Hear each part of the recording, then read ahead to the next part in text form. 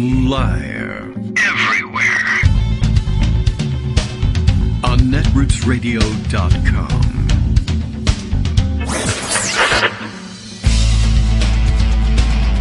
David Waldman. Kagro. In the morning.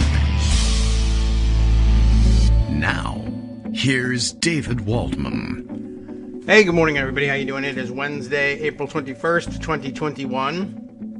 Hey, 221's in there. Okay, what are we going to do with that? Well, not too much. Okay, nothing much to make out of that one. All right, a little unsettled this morning for whatever reason. The computer was deciding to just spontaneously, now was the time it decided to go to sleep right as I was supposed to switch into the intro music.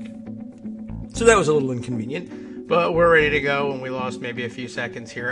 Today, big sigh of relief. This could have been an extraordinarily difficult show to launch today had the verdict in Derek Chauvin's trial gone the wrong way yesterday, but it didn't.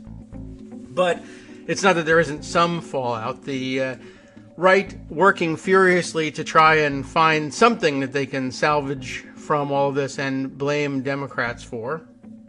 Yesterday, House Republicans introduced a resolution to censure, I guess. Was it, I don't even, you know what, I didn't even really pay that much attention to exactly what they were trying to do, but to take some revenge on Maxine Waters, who had apparently upset them by actually discussing the trial that was consuming the entire country and expressing pretty much the same sentiments that a vast majority of Americans also expressed. But yes, a censure resolution against Waters for her remarks over the Chauvin trial.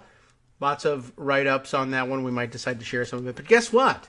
They are not in the majority in the chamber, and they were unable to pass their measure. And, of course, it's a huge dose of whataboutism, because, as the Washington Post and others have pointed out as well, there's an enormous record of a very large number of Republicans doing, of course, exactly what they accused Maxine Waters of doing, fanning the flames or encouraging violence somehow with their rhetoric. This really not the case with Maxine Waters. Speaker Pelosi obviously coming to her defense, and also most right-thinking people, I think. At any rate, really the focus ought to be on the outcome in the trial. And, of course, the fact that there's no respite from any of this. One of the other stories consuming a lot of the morning's attention was that there was, in fact, another police shooting, this time killing a teenage girl in the Columbus, Ohio area, right as the verdict was set to be announced. This one with some confusion over exactly what was going on there, but police body cam footage apparently becoming available, and we'll see whether people are able to digest this thing. And it's a reminder, in case you needed another one, that this trial didn't settle anything except for, well, the very narrow set of circumstances involved here. And even then, there are people who will remind you, well, we'll stop short of calling it justice because, under whatever our ideals of justice might be, well, people who deserve to still be alive would still be alive, and we wouldn't be in this mess. But it was a much anticipated and a very welcome result, certainly. And a lot of attention being paid, I think properly, to giving recognition to the young woman who actually filmed the Derek Chauvin incident and his arrest and murder of George Floyd. Now we can, I guess, officially stamp it with that tag. And it's come to my attention. A lot of people were sharing photos. I guess she has done some interviews about the subject.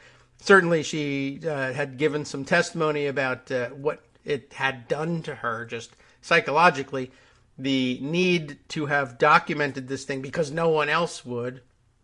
And the system, which we all are happy finally worked, at least in this instance, yesterday, probably wouldn't have, absent her ability to think straight, hold the camera straight, and document what was going on, despite the fact that she's a 17-year-old witnessing local police murder someone right in front of her very eyes. Anyway, I wanted to pick up on the fact that people were sharing her image and name. Darnella Frazier is her name, and 17, I suppose, at the time of the filming, and it's been some time, so she's probably older now, but some well-deserved praise there. Really, the presence of mind.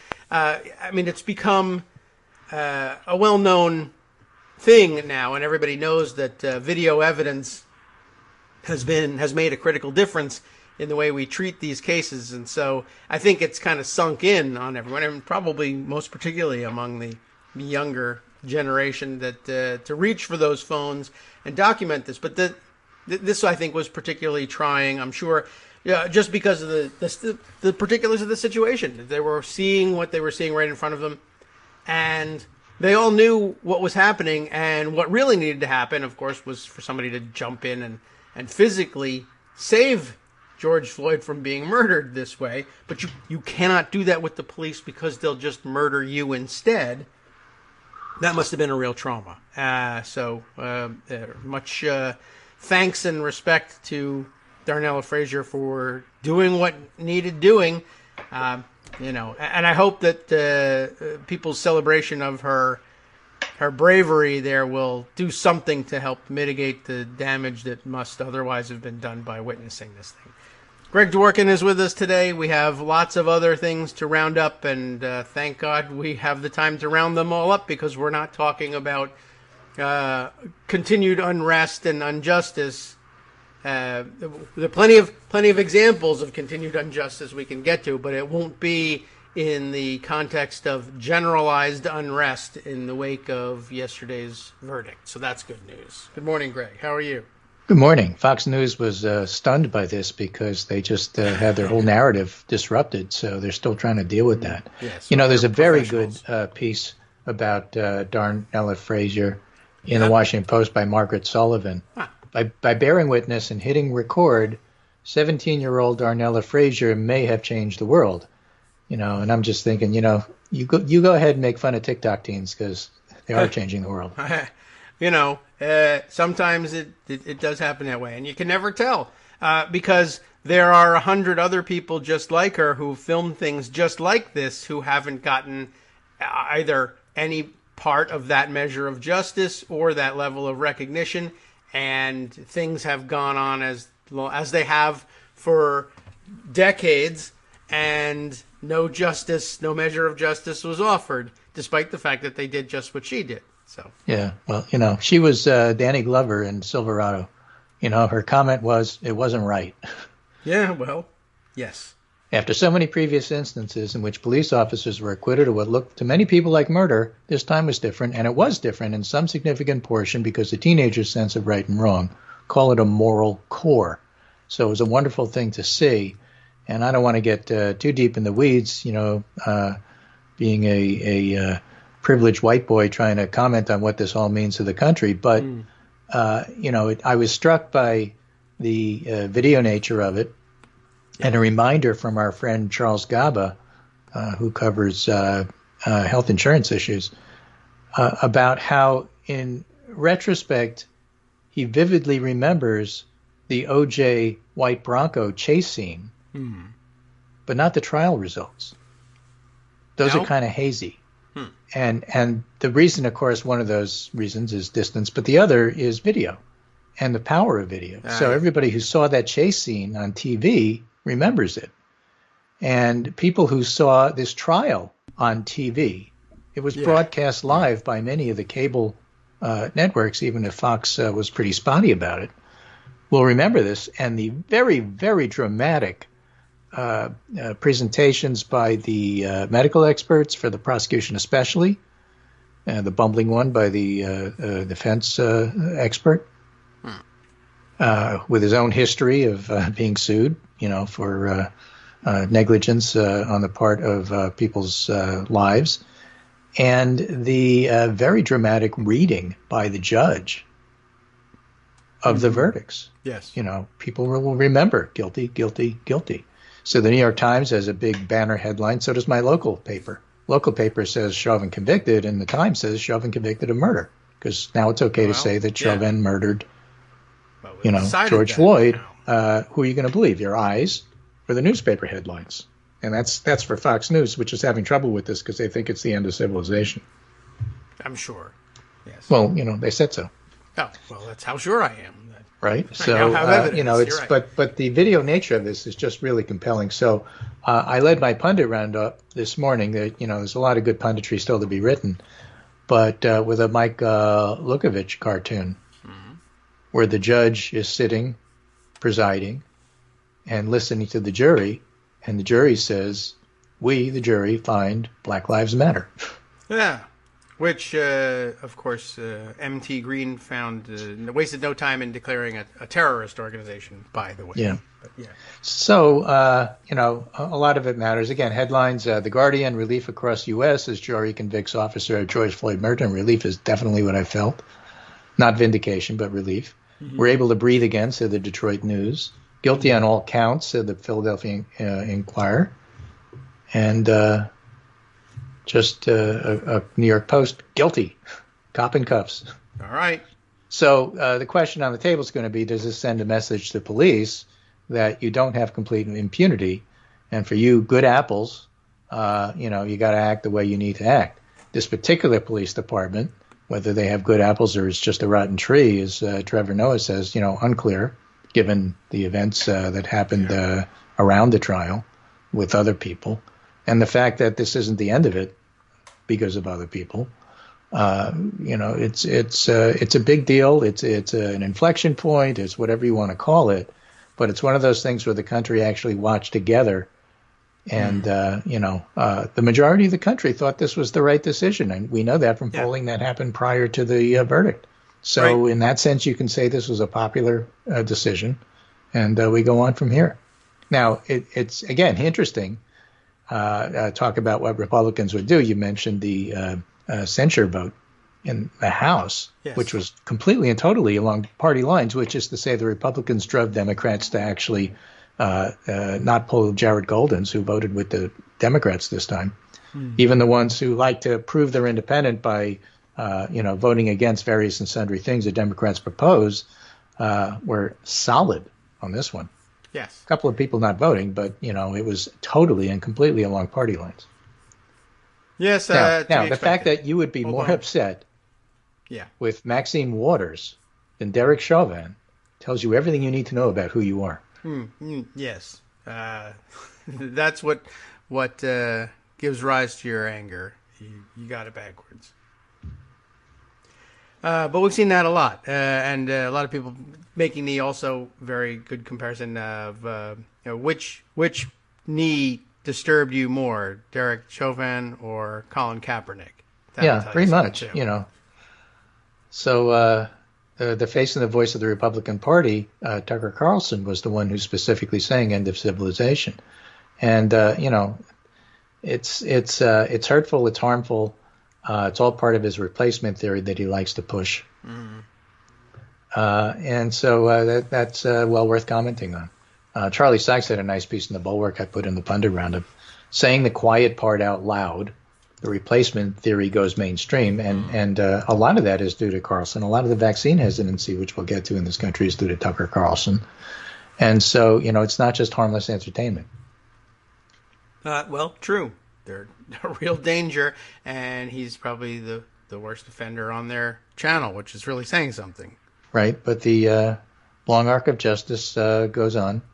And the Senate convenes today at 10:30, and under regular order at 11:30, cloture on the nomination of Vinita Gupta to be Associate Attorney General will take place, and if cloture is invoked, then 2:15 p.m. approximately, she will be confirmed.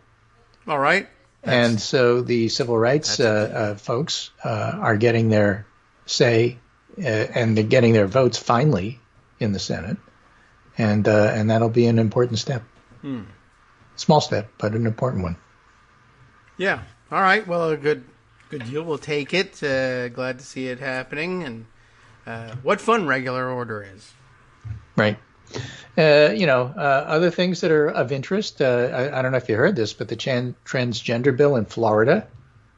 It looks like it's going down in defeat. The one that would allow coaches to inspect your genitalia, because why not? Sure. Matt Gaetz loves that bill. Right. And corporations are starting to have a little backlash against these transgender bills, just like they did to the bathroom bill in North Carolina, and just like they are doing to the voting bill in Georgia. So, there's a lot of dynamics here that remain to be sorted out. I'm not predicting what's going to happen with the 2022 elections in regard to the House. The conventional wisdom is that the Republicans will retake the House, because why not? Because that's what usually happens. And I've given up on that's what usually happens, because, what usually happens often hasn't doesn't been happen. happening lately. True. Okay. So a lot to happen between now and then. Now, the other thing that's worth mentioning, just to get in here, because I don't want it to be forgotten, Walter Mondale died. Yes. Right. And why is that important? He was probably the last honest politician. Oh, well, that's one way of looking at him. Sure. We're both going to raise your taxes. He won't tell you. I just did. Yes. He ran on being honest. Right. It is such a distinct difference between the way he ran things and the way current politicians refuse to tell. I mean, look at the Republicans and their lies. The big lie. Right. It's just an incredible contrast. Yeah, it is. And even when the lie wasn't necessarily all that big, although at the time they certainly would have thought, I think most voters probably would have thought, yeah, that's a pretty big lie to say, I'm not going to raise your taxes and then to go do it. That would be pretty huge. And of course, I guess, I don't know, Reagan had done a great job in selling the idea that he was a truth teller and that he wouldn't. He sold people on the idea you can have something for nothing. I guess so. And they wanted to believe that, and they didn't want to believe Mondale. It was a different era. Yeah. And, now people understand very, very well. You're lying to me. I just want to believe it because you're my team. Yeah, well, that's true. That part hasn't changed. Well, it used to be, I don't want to believe lies. it. Now it's, I know he's lying. I don't care. Yeah, that is different. And I think the scope of the lies has changed too. Right, but the basic principle here is my team over everything. Yes. In some cases, uber alles. Yeah, very literally.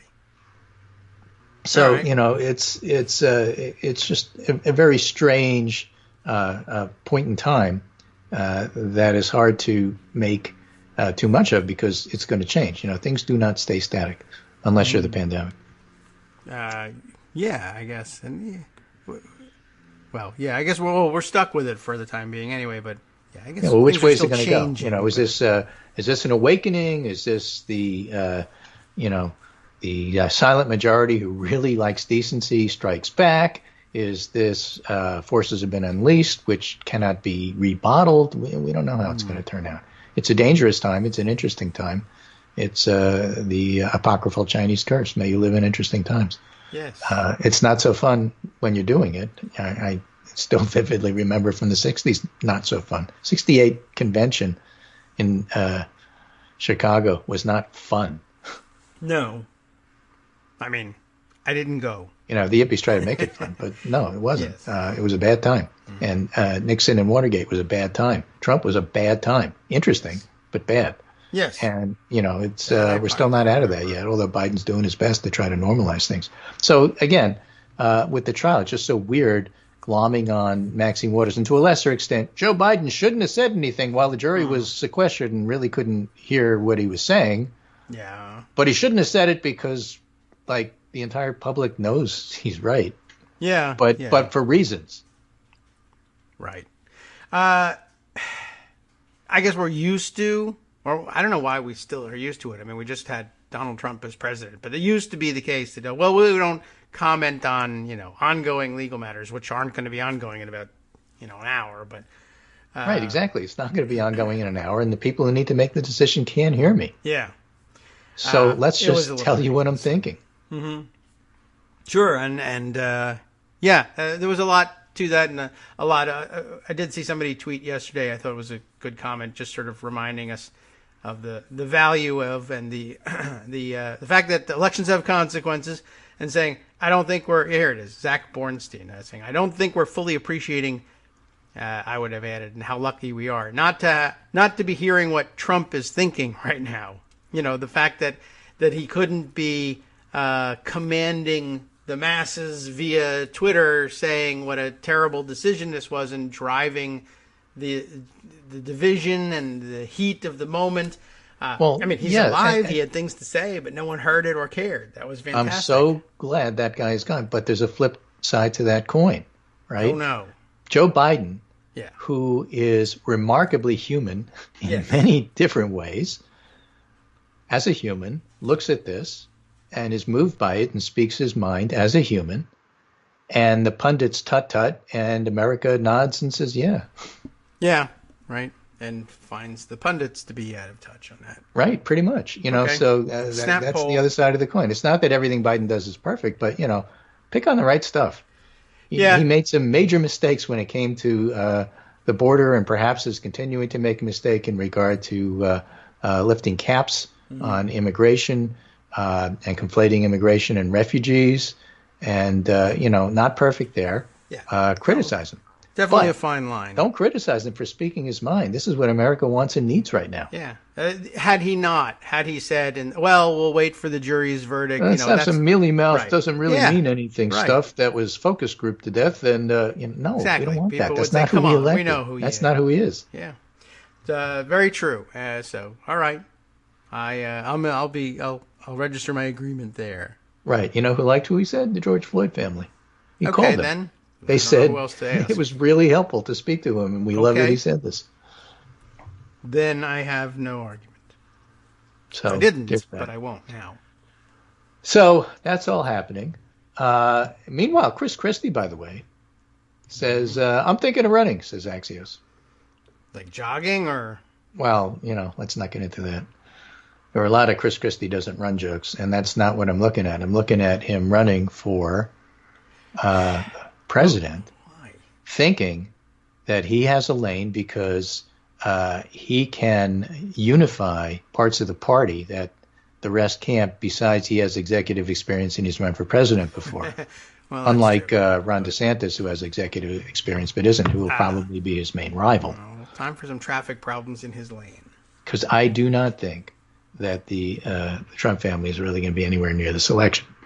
It's my own opinion. Good. I hope not. So Seth Baskett, a political scientist and Mistress of Faction, the political science blog, has this really interesting piece, What Makes a Good Nominee? And, of course, he's referencing Walter Mondale. And he's talking about that. He failed to impress party leaders, Mondale did, and activists and donors in large part because he refused to kowtow to them. This turned out to be an unsuccessful approach to the nomination in 76, but by the time the 84 cycle rolled around, Mondale had become much more attuned to the needs of party insiders, making all sorts of commitments to labor unions, black leaders, feminist groups, and other prominent and democratic circles. He was even criticized by some media outlets for being the candidate who couldn't say no. This is a much better strategy for winning its nomination. A good nominee is one who can articulate and champion the concerns of a broad range of party groups while also having a chance of winning in the fall election. So if that's what makes a good nominee, Chris Christie, who is a talented politician in his own right, has a chance to win. The problem with Christie running isn't just Bridgegate. Yeah.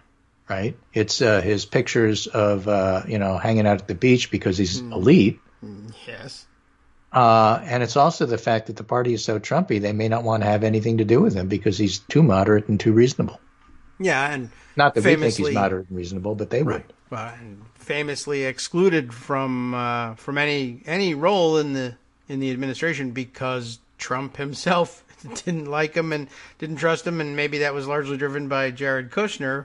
But the effect, I guess, I would think it has sunk in. I don't know if there's a whole lot of affection for Chris Christie anywhere, but least of all there. But right. I guess there's some question as to how influential they're going to be. Right. Interesting that Maskett looks back and says, he still got walloped even though he was a truth teller, and he didn't make the same mistakes George McGovern did, but he still got walloped. Why? Well, for starters, the economy was growing by about 7% that year. All right. Bouncing back dramatically from a double-dip recession that had spanned the Carter years and much of Reagan's first term, it was one of the fastest periods of economic growth since World War II. Hint to the public. That's what we're going to be seeing now. The rise of It's the Economy Stupid. Right. It's interesting how Mondale's loss was received by others in the party, though. For an establishment liberal like Mondale to lose so dramatically suggested to many that the party needed to pivot away from its traditional stances. That's why Dukakis and Clinton. Yeah. Right? Remember the sister soldier moment and all of that. In the end, Mondale was a decent player, handed a very bad hand, and he was largely blamed for that hand's loss. But as we remember his long and honorable career, it's good to reflect on a campaign that taught us a lot about what it means to represent a party. And again, I would add, and somebody who actually tends to tell the truth. So it's just a weird juxtaposition. You want to call it the end of an era because he died. It's also the end of a truth-telling era. Okay. Yes, true. And, there was another dramatic development from yesterday. I remembered him in light of his filibuster reform efforts. Right. Now, speaking of process, I'm going to give you 2 minutes to think about this. But after the break, which is coming up, there was a really interesting piece in NPR about, adding states and this and that and everything else, coming at it from a different angle. Stuck at 435 representatives, why the U.S. House hasn't grown with the census counts. Right. Why does everybody have to fight each other? Why don't you just add seats? I mean, New Hampshire does it. Yes. Every time a baby's born, they add 9 seats to the, Yeah, pretty much. And then not only that, they win those seats and give them to the babies. Yeah, so we'll talk a little bit after the break about why it's stuck at 435 and why we shouldn't think about maybe changing that. Sure. As a matter of fact, think about it in terms of we now are thinking, why is the Supreme Court stuck at 9? Well, yeah, exactly. So ask the expert after the break. Okay. Well, we have 2 minutes to go find an expert and drag him in here. No, that's you. Oh, all right. Well, then I have 2 minutes to escape out the front door. Hi, everybody. It's me, David. Let's change things up from the old fundraising pitch for just a minute and talk instead about how you can be a part of our show. If you've got a smartphone or any other electronic recording device, why not sit down and record a segment for us? Read us an important article and give us your take. Read one of your own original essays, or even just give us your commentary on something you'd like to share that's important to you. Then send the file to me at kagrox@gmail.com, and I'll try and work it into the show. Short segments, a few minutes in length, are easiest to fit in. And of course, I can't always guarantee that I'll be able to play everything, but if you've ever shouted at your radio or TV about something you wish was being covered, here's your chance to change that. Make the show your own. Send your submissions to me at kagrox@gmail.com.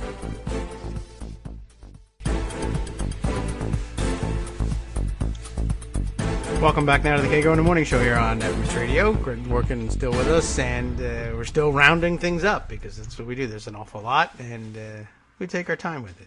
Sure. So we were talking about 435 representatives before we get to the Johnson & Johnson situation. Yes. And stuck at 435. Why are we stuck at 435? Because after the 1920 census, and after admitting... what did they admit to this time in a court of law? I think Arizona and New Mexico maybe being states or something like that. We confess. The thing that really caused the apportionment to get hung up over and over again throughout the 20s was the insistence of a set of leaders that the House of Representatives could no longer grow any larger. They said it's about efficiency. They didn't want to pay for more office space, to pay for more congresspeople and more clerks. Not that they pay staffers much anyway. They believed that, I mean, it's only recently they got bennies out of this. They believed the House couldn't be a deliberative body if it grew any larger, said Dan Bach, an associate professor of history at Colgate, who's written a new report for the Research Institute Data and Society about how lawmakers in the 20s ultimately shaped the House's current size. And those weren't new arguments, but they won out in 1920. We've been stuck at 435 ever since. Well, there's so much we have in common with 1920. Yeah, well, that was 100 years ago. Yeah, well, true. Almost exactly. In fact, more. Yeah, I mean, I get the idea, and I suppose for the time being that might have made some sense, if it made sense at all. I don't know what the atmosphere was in 1920, but I guess you could have convinced me at the time. Well, for now, let's say, we don't want to build more office space, and there's only a certain amount of space in the chamber, and not that it's ever full, by the way, but Yeah, okay, I see where they were coming from, but then to let 100 years pass and say, yeah, nothing we can do for the past century. I mean, really, you've been to the White House. I've been to the White House for some science meetings, and they did not take place in what you think of as the White House. Right. They took place at the White House complex, which includes some buildings that are actually fairly far away from the White House, but are still part of the White House. Yeah. So, things grow. That's true. And the Capitol includes some office buildings that aren't the Capitol. There's ways to grow space. Yes. Space is a little limited around there, it's true, but there are a number of annex office buildings. And, of course, well, these days we all work remotely. So now we can grow our office space in, Tulsa if necessary, I suppose. Right. Now that the House and the Senate have accepted the concept of remote, they don't like it. And Biden hates it. He's a politician. Politicians like to be in each other's faces, But the fact of the matter is that there's ways to do it. And the fact that we've been limited just seems artificial, just like, why are there 9 justices? Right. Yeah. There's no reason you couldn't expand that as well. And even a better argument, since it used to mirror the number of circuits that we have, although we learned a little bit about the history about how that got decoupled. But still, there are ways to grow the House. And really, it's kind of an imperative. I mean, it's one thing to say efficiency. It's another thing to say people in this country aren't having their voices heard and aren't being represented in Congress. Of course, we've gotten used to that with D.C., but the rest of us should be fed up with that. I mean, so should D.C., but since we hold ourselves apparently or put ourselves on a pedestal versus the people of D.C. who somehow deserve not to have a representative in Congress if you're listening to Republicans. But yeah, you ought to be outraged by the fact that your voice is being diluted every day. So, it used to be back in the 1920s, the idea of your reaching out to your congressmen, and they were almost all congressmen at that point, you could really, a prominent citizen could have their voice heard, or a regular citizen have their voice heard because they were representing far fewer people than they represent today. Right.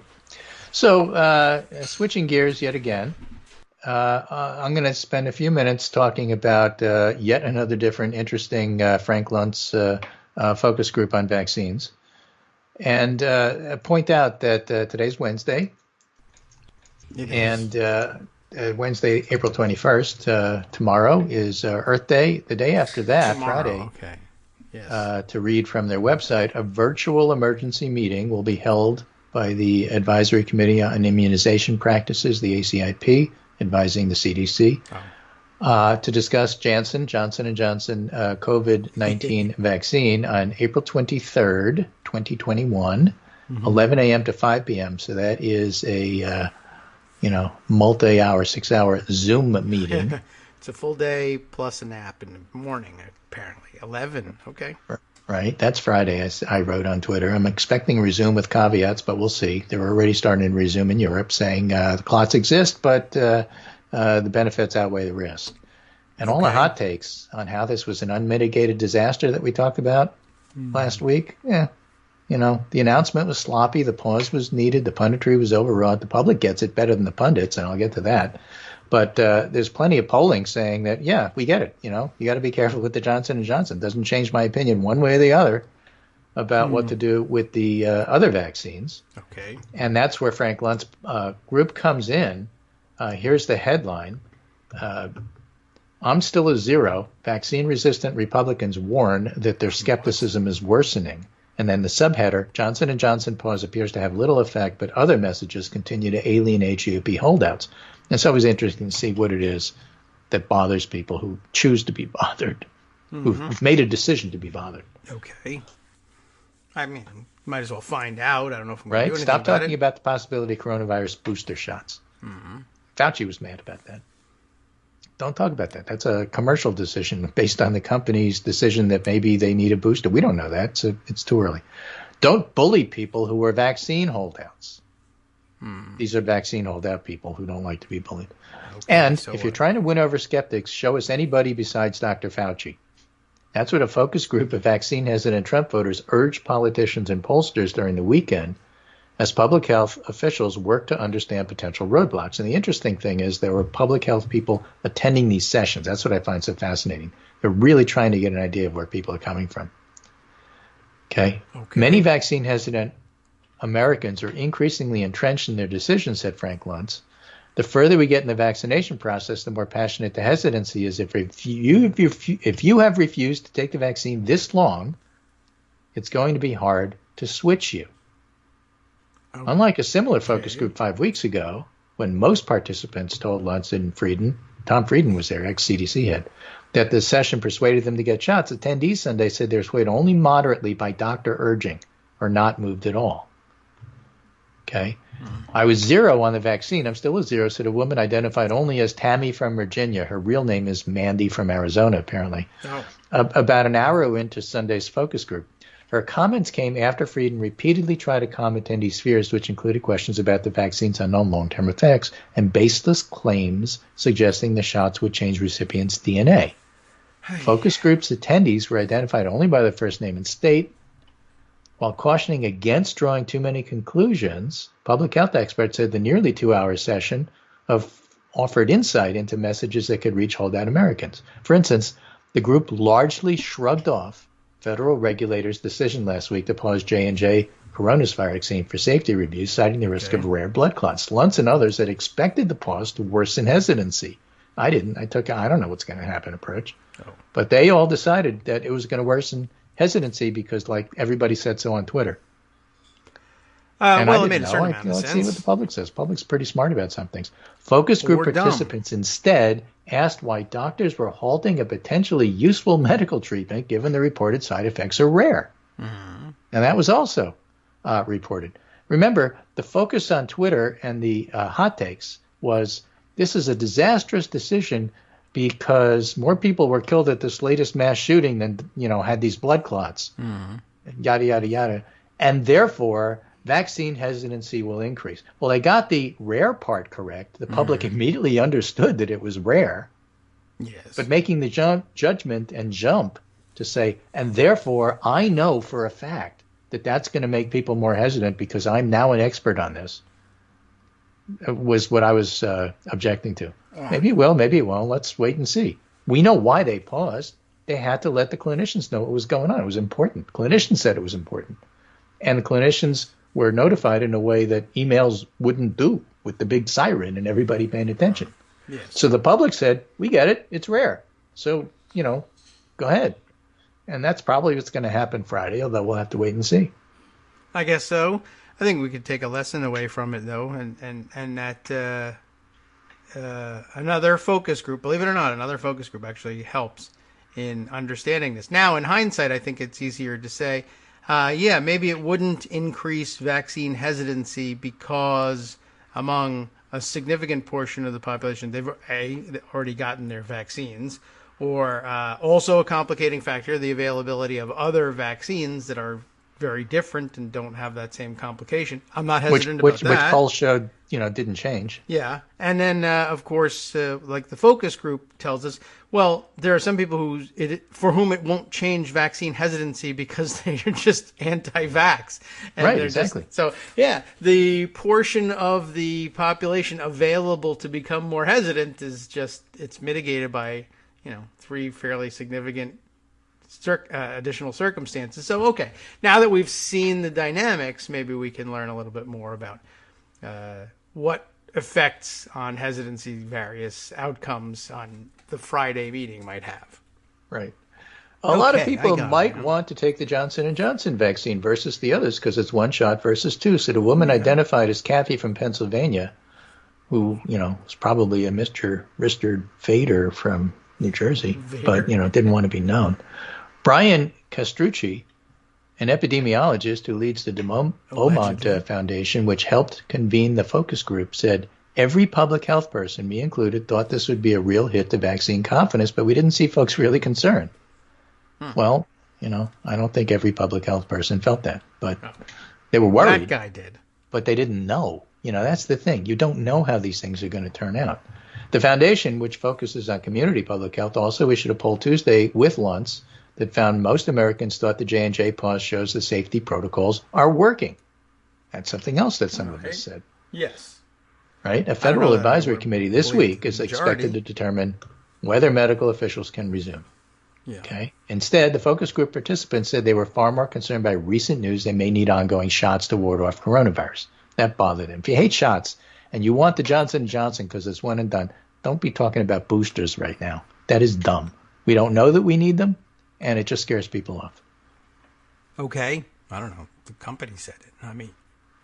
Yes, the company said it, and public health people didn't say it, but, that doesn't get distinctly reported by the people who just say, oh, the company said this. Well, it's interesting. I mean, I can understand why the company might want everybody to need to have boosters, but I don't know what the Pfizer CEO Albert Bourla told CNBC Americans who received his company's vaccine regimen probably will need a third shot. Public health expert has said it is premature to assume this. And Tom Frieden framed Bourla's claims as a business decision, which is why it was announced on CNBC. Oh, well. I'm pissed off at Pfizer for talking about boosters, and I think they did that for the corporate benefit, he told the group. What a strange benefit that is, though. I mean, I understand they would make more money selling more shots, but you'd think it would do more, boost consumer confidence in the efficacy of your first two. Right. And Castrucci said that's the beauty of focus groups. Basically, he thought the issue was going to be J&J. It's not. He didn't expect it to be Pfizer booster shot. It was. So, Weird. It's good to know these things. I guess. Right? And another unexpected development from the group, most participants said they'd want a fake vaccination card that would allow them to claim they'd received shots after Luntz granted them anonymity to speak honestly. 1,000%. If I had a fake vaccine card, I can go anywhere. Yankees tickets and everything. Sure. I mean, that's what they say. Of course, Amazing. something voting, whatever, but real ID for vaccines. That's next. Right. So several Republican politicians took turns pitching the group. Senator Roger Marshall, an obstetrician, exhorted the Trump voters to get vaccinated.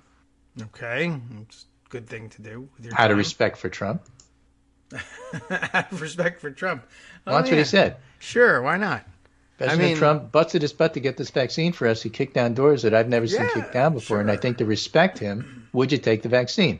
And the senator's pitch fell flat with some attendees. Funny. Right? Yeah. I mean, well, he tried to use logic.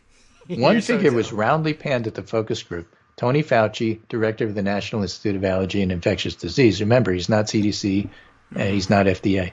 Every participant said they preferred hearing from politicians over the medical expert who's been pilloried by conservative media for months over his coronavirus warnings. Yeah, but they just heard from one and they said, we don't believe Right. you. See, but I think the thing that you glean from this Yeah. is that it's Fox News that matters. This is what these folks are listening to. And it's not Trump. Trump could say whatever he wants to. It's a lot more important to hear on evening Fox News that it's a good idea to get the vaccine, which they won't do, which is one of the poisons that Fox News has injected into the American mainstream at this particular point in time. So I think this really puts it in a broad brush way that that's in fact what is going on. Okay.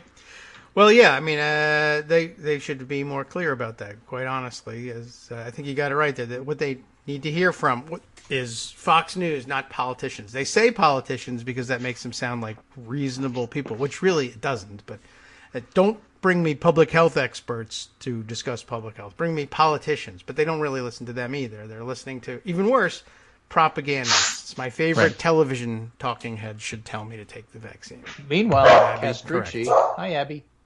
Abby had a good time this morning. She was chasing wild turkey in the backyard. Oh, wow. Flock of wild turkeys, and she was all into it. No, I would be too. Sure, why not?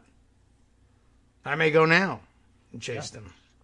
Meanwhile, Castrucci warned that some Democrats' hectoring and ridicule of GOP vaccine holdouts had backfired, adding it was wrong to argue with vaccine skeptics like a political debate. If we don't get this country vaccinated, it's not a debate because there's no winner and we all lose. So, you know my pitch. I prefer persuasion. I don't think you should stick your opponents in the eye with a stick. It doesn't work. No, this you get nothing. You feel satisfied, but to me, it's just virtue signaling. It doesn't really get you anywhere. And this is a case where you really don't want the vaccines politicized. if you do, you get, well, my side, right or wrong, it's my side, so I feel like I'm obligated to take a stand. Now, I don't have any question that some of these folks are saying that they'll never do it, and then they go out and they get vaccinated, and they just don't want to tell you. But I also 100%, or as they put it, 1,000% believe that if they were given a fake vaccine card, they would take it in a second and just leave me alone. Right. Well, they made those fake cards about having, anti-mask disorders of some kind. So, right. So because Fauci has been politicized by Fox News, OAN, and others, fine. Have Ann Schuchat say it. Have Nancy Messonnier and other people from CDC say it. There are other spokespeople besides Fauci. Fauci doesn't have to be on everywhere. Fauci is best when he talks about the science. But you actually have better messengers if you want to talk about the public health and what the public should do. Yes. But it is that doesn't change my admiration for Fauci. I think he's great. But, you have to recognize, what you're good at and what you're not good at. And it's not that he's incapable. He's very skilled in terms of communication. But if a network has decided that you are not the messenger here, then you're not the messenger. I guess. At least not to the public that watches that network. Get somebody else. Of course, if it's up to the network to decide that it's their mission to destroy anybody who's pro-vaccine, you might That's fine, but you have to another problem. Yeah. Don't just stubbornly say, no, we're going to just keep doing it the same way, because so far that hasn't worked. Now, Fauci shouldn't silence him. He shouldn't stifle himself, as Bunker used to say. Let him talk. Let him speak. Let him speak his mind. But, get other people to do this. It used to be back in the day when I was working with them, not for them, that CDC's mantra was many voices, one message. And so they would have different people speak to different communities, different constituencies, because that's what you have to do to reach people. And there's still something to be said from that. So just supplement, in fact, don't replace him, but supplement Fauci with other folks who don't have the same political stigma. You have enough people and enough voices, they can't stigmatize them all. They only have a couple hours every night. Yes. Right, true. Guess can't get to everyone. All right. Well, very, they're difficult people to deal with. And they are difficult people. So that leads me to my last article, which is by one fellow named Max Boot, you may have heard of. Yes. Still a neocon at heart, but that's okay. His opinion is the Republican Party's beyond salvation, even without Trump. Sure. And he's right. And you could just see that. You can see that with how they treat Maxine Waters. You can see that, how they treat lies at every level. Mm-hmm. The big lie, the white supremacy, the white nationalism, all of it. Yeah. There's a very telling comment, Boot wrote, that John Cornyn posted on Twitter last week. He noted that tweets from President Biden's account, quote, are limited and, when they come, unimaginably conventional. Oh, yes. And that his public comments are largely scripted. In Cornyn's mind, this invites the question, is he really in charge? When called out by Chris Wallace, Cornyn retreated to the usual despicable defense of conspiracy theorists. I was just asking a question. He wasn't even doing that, isn't it? Or as Boot puts it, I didn't say the moon landing was faked. I was only asking if it was. Right. Okay, sure. Right. But what is even more disturbing about Cornyn's tweet is the upside-down assumption that it's normal for a president to spew deranged, ungrammatical, abusive tweets, and that there's something wrong with a president who refuses to do so. Most people thought Trump's tweets were bonkers, but for a large portion of the GOP, they've now become the standard by which his successors will be judged. Republicans have gone down the rabbit hole where sanity and sobriety are inexplicable and suspicious. And, basically that's how you get to the point where states think that if you actually want to count the votes and let everybody vote, there's something wrong with you and you have to be censored and we have to change the rules. Yes. There are many states that believe that. Yep. So anyway, that's a state of the art at this particular point in time. I'm not convinced it's going to work. I'm not predicting the 2020 House one way or the other. But I think that, they're on very bumpy ground at this particular point in time. They think this is their lane to get back in power. I'm not so sure. Okay. Right. Well, we're just asking questions here. I'm not saying we should shoot vaccine into people with tranquilizer darts from helicopters. I'm just asking whether someone else might ask that question. I'm even an extra step away. Right. I didn't advocate that. Didn't even say it on the air. But it's not my conclusion from your report, as a matter of fact. So there you have it. There's That's just my a thought. rant for today. And Okay. then we'll come up with another one for tomorrow because I'm sure stuff will happen. Yes. Right, true. Almost certainly will. And if not, we'll just get to the other things that happened yesterday, but we forgot to talk about today. That sounds exciting to you. Okay. Yeah, I'm going to go chase wild turkey Very in the good. backyard. All right. So I will Enjoy see you that. tomorrow. Yeah, see if you catch And, one. and we'll I'll do be it over again. for dinner. Excellent. Thanks very much, Greg. Appreciate it. We'll talk to you tomorrow. Let us know how the turkeys go or taste, depending. I guess that'll answer the question. Whether or not we catch them, right? Yeah. All right. Good luck to Abby. That is good luck having a fun time chasing around, but like the car, she just loves never doing catch it. Okay. Good. Well, maybe the turkeys enjoy it too. It could be exercise for them, and I hope they understand. They're very smart birds, I understand, the wild turkeys, whereas I guess we breed the smart out of them with the captive turkeys. We hear those apocryphal stories all the time.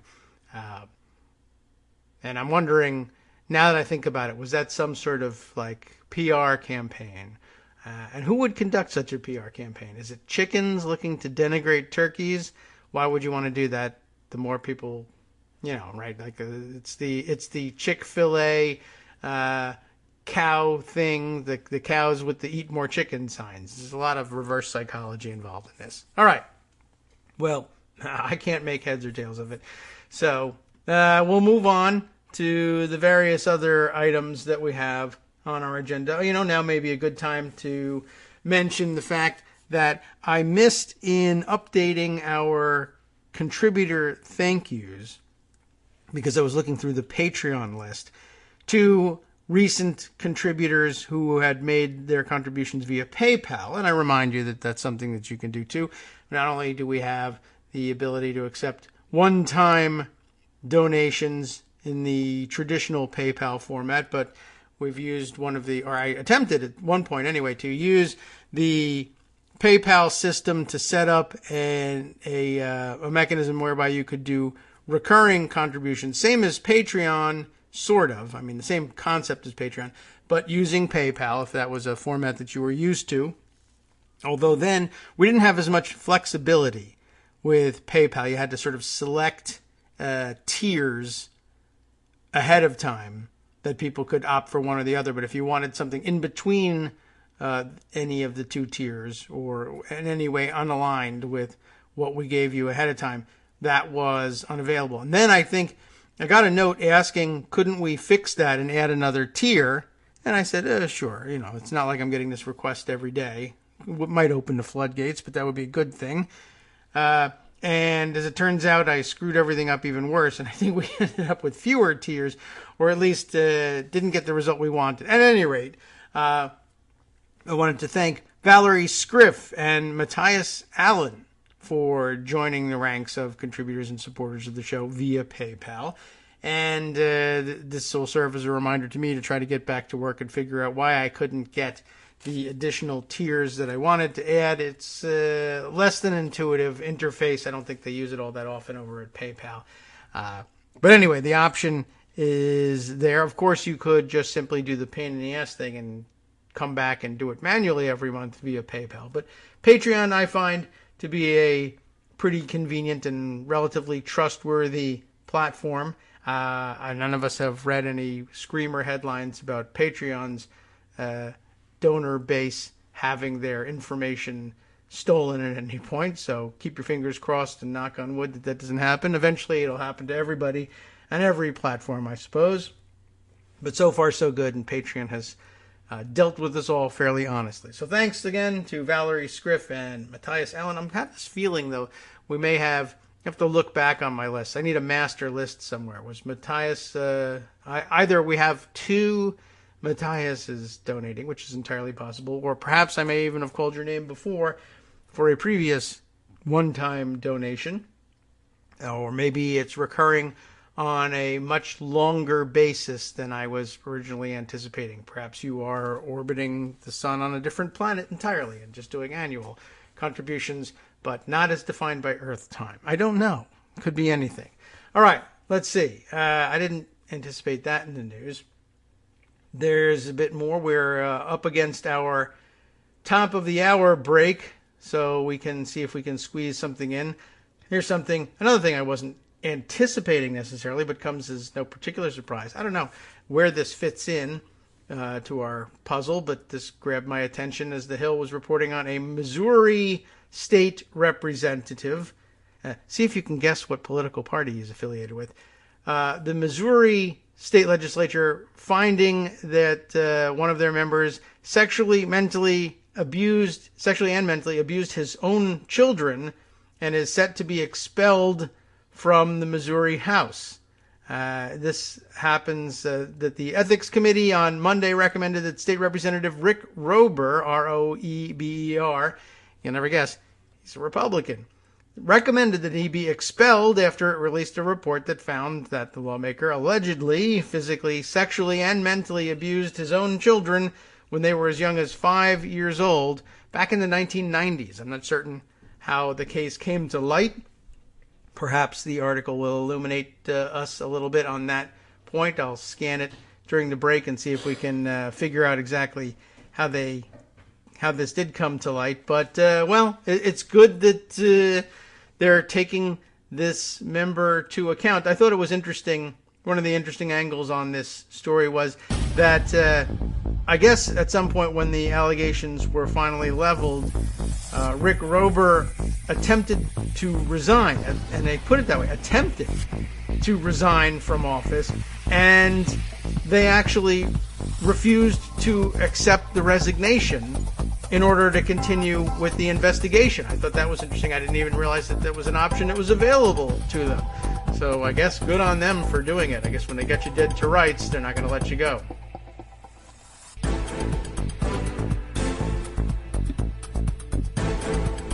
All right, welcome back now to the Kagro in the Morning Show here on Netroots Radio. It is kind of a fascinating story. I mean, without getting too far into the details of the abuse, which they didn't get terribly detailed about it in The Hill, but it's disturbing enough. I guess it's just a weird story. I don't know necessarily that it means anything larger than anything else, but it is always interesting when these things come to the surface, and lo and behold, they turn out to be the family values Republicans who are doing this sort of thing. No surprise, we've seen plenty of examples of it. Just sort of raised the natural curiosity. They don't make any mention of it in the story, but you wonder, what do the QAnon people think? That once again, it turns out that somebody really is, sexually abusing children, and wow, they're a Republican. I don't know that this guy had any, QAnon curiosity in his background or any connection whatsoever, but just sort of interesting that once again turns out to be the case. Again, not clear to me, though I've skimmed through the stories, how the accusations came to light, but it becomes clear that his ex-wife and children were offering their testimony on this, I guess both in a legal setting and in front of the ethics committee. And this guy's a real charmer, of course. I just sort of one of those things that makes me wonder, like, you're aware, if you are Robert or Rick Roeber, I got the alliterative name wrong, Rick Roeber, what is in your background. And it just always fascinates me that there are people who say, I have, sexually, physically, mentally abused my children extensively to the point that my ex-wife and children will testify against me in court willingly. I should run for public office. I belong in a position of public trust. Is just an odd thing, but obviously, there's some psychosis going on to begin with, so it's difficult to really understand exactly what's going on inside his head. But in case you needed more, and I can't imagine any of you did, another account detailed in the report apparently goes like this. Roeber's ex-wife and one of his children recalled an incident where he allegedly drowned a litter of puppies in a nearby pond. That's the kind of person that we're talking about, which was obvious from my telling you that he had mentally, physically, sexually abused his own children. It's just, again, to me, like, how do you say, not only do I, join the party of family values in order to ride their wave to elective office, but that you belong in elective office. Like, I need to be legislating on behalf of the rest of the people of Missouri here, and it needs to be me, I don't know. It's just a connection I can't make in my mind. And I don't know. I think there's some mental illness probably in the background, and I guess driving some of this decision making too. It's just very odd to me. Okay. Not something I wanted to spend a tremendous amount of time with, but just another one of those, oh yeah, once again, it turns out to be the case. I will turn to some of the reaction to the verdict yesterday, not unexpected, that the looniest of the right-wing lunatics in national politics would have the exact wrong thing to say about it. Turning now for a comment to the people who failed to launch the America First Anglo-Saxon caucus, MT-headed Green. She, too, decided to inject herself into the discourse yesterday. Talking Points memo put this report on it together. Apparently, she spent her time on Twitter yesterday insisting that Washington, D.C., she was the on-the-ground reporter for QAnon, in Washington, D.C., embedded in the Congress, and telling everybody that basically D.C. was a ghost town, that we were in lockdown, police presence was heavy on the streets, and suppressing what they, in her mind, would otherwise obviously have been rioting in the streets, celebratory rioting in the streets, except that there was no such condition on the ground in D.C. at all. But what does she care? Her followers love to hear her lie about stuff, so she was happy to oblige them. This headline in the TPM piece, "Let the Lies Rest," it says, Marjorie Taylor Greene blasted on Twitter for claiming D.C. is scared after Chauvin verdict. And Zoe Richards writes this piece. Representative Marjorie Taylor Greene suggested on Tuesday night that Washington, D.C. was completely dead after Derek Chauvin was found guilty of murdering George Floyd, and that it was evidence of collective fear, and that Black Lives Matter is a, quote, terrorist threat. Again, remember that the line, the effective line in the political cartoon that Greg brought to our attention, that we, the jury, find that indeed, that Black Lives Matter, after all, right? And her response is, once again, to assert that they're a terrorist threat. And that, I guess, probably just light the flame under the conspiracy theory popular among the right, that the January 6th insurrection wasn't Trump supporters, but was in fact not only Antifa, but Black Lives Matter activists pretending to be Trump supporters, pretending to be white Trump supporters with MAGA hats on. Sure, it's exactly what people go around doing. DC is completely dead tonight, was her tweet. People stayed in and were scared to go out because of fear of riots, Green wrote, which I guess is autobiographical. Police are everywhere and have riot gear. Hashtag BLM is the strongest terrorist threat in our, county, she said.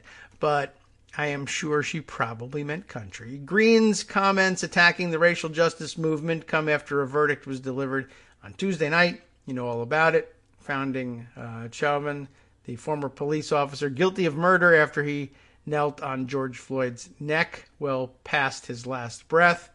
Green has a long history of promoting falsehood and racist rhetoric, so she's continuing that not that proud tradition. A staunch loyalist of former President Donald Trump, she was a key player in efforts to object to Biden's electoral victory on January 6th, which culminated in a deadly attack on the U.S. Capitol. She's the terrorist here. The House also voted in February to strip her of committee assignments, as you know, due to social media posts that promoted outlandish and dangerous far-right conspiracy theories, like this one. Racist, anti-Semitic, and anti-Muslim rhetoric and violence against Democratic leaders. Representative Mark Pocan of Wisconsin pushed back on her claim that city residents were cowering in fear of riots amid an outsized police presence. His tweet read, "I'm in D.C., like MT Green over here, and she is either the most obtuse person elected to Congress or the biggest liar." Both. "People are out and about on a warm night, so loud by me that it's a bit hard to get to sleep," he adds. "And there is no more police presence than usual. Let the lies rest." Q1. Q1? Is that their label for her? Is that what she's like QAnon 1? Is that her operative number? I have no idea what that's supposed to mean, actually. Others also tweeted challenges to the assertion that the city's streets had been cleared due to fear of rioting in the wake of Chauvin being held accountable for the killing. There are a couple examples here. One from Garrett Hawk, who says, "This isn't true. I spent 4 hours at BLM Plaza in D.C. tonight, talking to the folks who wanted to come out near the White House on a historic night. Lots of people brought their kids or their dogs. It was a bit windy, though." Wow, that makes a big difference. And then, of course, somebody else, Joe Flood, tweeting video saying, this was D.C. And it looks rather celebratory and certainly very peaceful. And by the way, well masked as well. Let's see, a couple of others. Here's Kurt responding to Garrett Hawk's tweet saying, "I took this video across from the White House at BLM Plaza 50 minutes after the verdict. Smooth jazz was blasting. I wouldn't have expected that. Folks were hanging out, chatting some, and there were a few prayers of relief." What else? Keith Edwards tweeting, "Girl, what? I was walking my dog and just passed by restaurants that are busier than ever," which is not a great thing necessarily. "What a small, sad life to be so scared all the time." Well, she could have just stayed in and worked out and not bothered anybody with her lies, but there are lots more interesting examples, I suppose. One about Luke Russert saying, "Went with my mother to the Nationals game. They won 3-2. 8,418 people in the stands." Okay. But you get the idea. Someone reporting from the Navy Yard where, again, the Nats game was going on. People were out for picnics and drinks at the bars and restaurants. I hope people are being careful about that. Anyway, in case you needed some sort of confirmation that everything was fine in D.C., now you have it, thanks to TPM and the great Twitter machine. Marjorie Taylor Greene is a liar, and you know it. Okay. Definitely a couple other fun items to add. With respect to the Republican attempt to censure Maxine Waters, I thought I might read through the Washington Post story on that and some of the reaction to that effort. House rejects GOP attempt to censure Waters over remarks about the trial.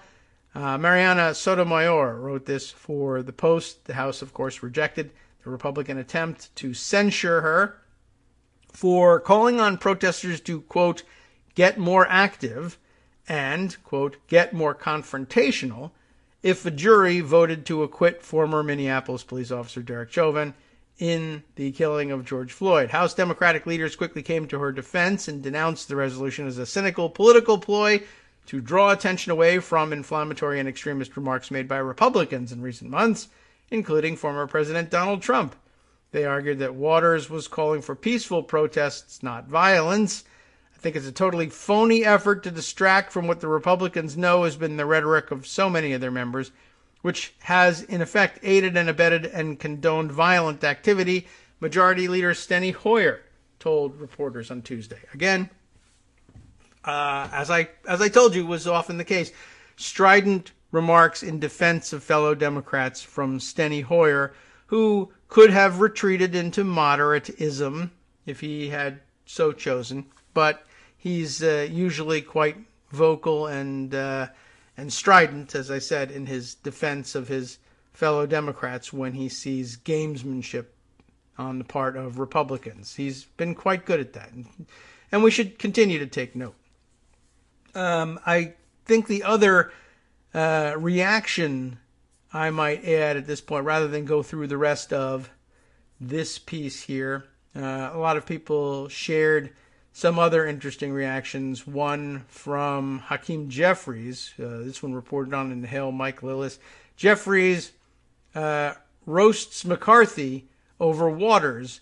Clean up your own mess. Basically, just a slightly different take on things from the tack that Steny Hoyer took.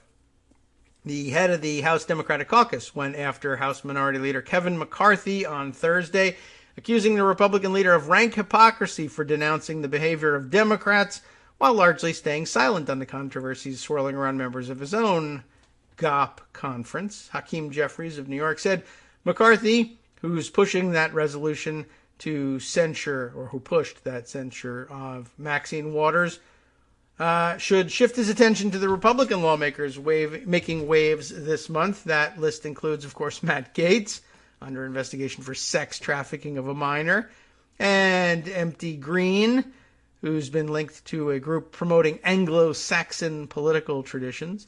Kevin McCarthy, he said, should focus on his own conference because the Republicans in the House are a mess right now. Perhaps he should sit this one out. Certainly a valid point.